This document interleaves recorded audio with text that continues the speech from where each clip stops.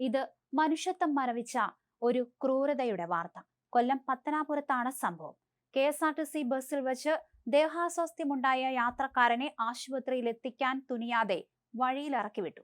മതിയായ ചികിത്സ കിട്ടാതെ മണിക്കൂറുകളോളം റോഡരികിൽ കിടന്ന പിറവന്തൂർ സ്വദേശി നാരായൺ മരണത്തിന് കീഴടങ്ങി. ഗതാഗത മന്ത്രിയുടെ മണ്ഡലമാണ് പത്തനാപുരം.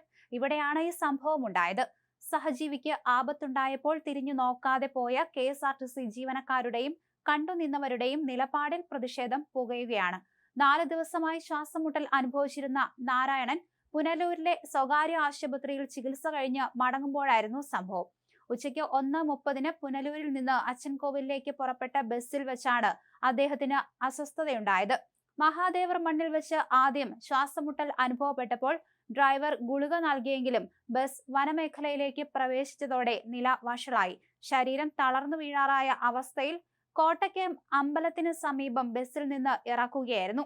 ആശുപത്രികളുള്ള പത്തനാപുരം ഭാഗത്തേക്ക് ബസ് തിരിച്ചുപോയി. നാരായണനെ രക്ഷിക്കാൻ ജീവനക്കാർ തയ്യാറായില്ല. പകരം മറ്റേതെങ്കിലും വാഹനം വരുമെന്ന പ്രതീക്ഷയിൽ ഇദ്ദേഹത്തെ റോഡിൽ ഉപേക്ഷിച്ച് ബസ് യാത്ര തുടർന്നു. വനമേഖലയായ ഇവിടെ മണിക്കൂറുകളോളം സഹായത്തിനായി കാത്തുനിന്നെങ്കിലും ആരും തിരിഞ്ഞു നോക്കിയില്ല. അങ്ങനെയാണ് ഇദ്ദേഹം മരിച്ചത്. സംഭവത്തിൽ ജീവനക്കാരുടെ ഭാഗത്തു നിന്നും ഇതുവരെ ഔദ്യോഗിക പ്രതികരണമൊന്നും വന്നിട്ടില്ല.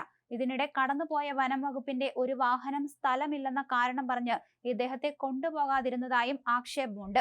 ഒടുവിൽ നാട്ടുകാർ ഇടപെട്ട് മറ്റൊരു വനം വകുപ്പ് വാഹനത്തിൽ പുനലൂരിലേക്ക് കൊണ്ടുപോയെങ്കിലും വഴിമധ്യേ നാരായൺ മരിക്കുകയായിരുന്നു.